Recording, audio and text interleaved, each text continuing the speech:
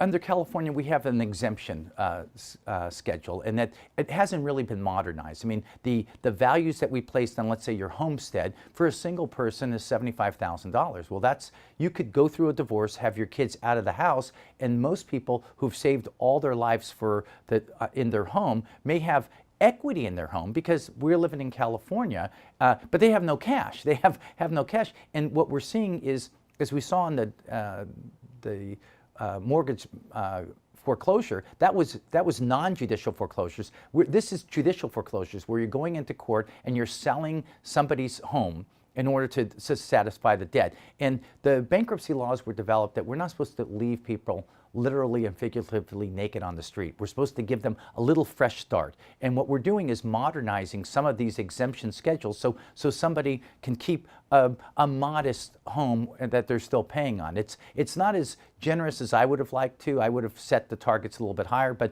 this is a compromise bill that is allowing people to retain some of their property. It allows somebody who's an entrepreneur, if you're an entrepreneur and you have a checking account, you're not able to save some of that as though it was accrued wages. You have to empty out your bank account. So we're doing those things. The value that you have on a car was up $2,400. So we're modernizing it with a typical used car. We want to have some of those $2,400 clunkers retired and get rid of the polluting vehicle on the street. So what it does is it gives people faced with bankruptcy an opportunity to emerge there with a real fresh start.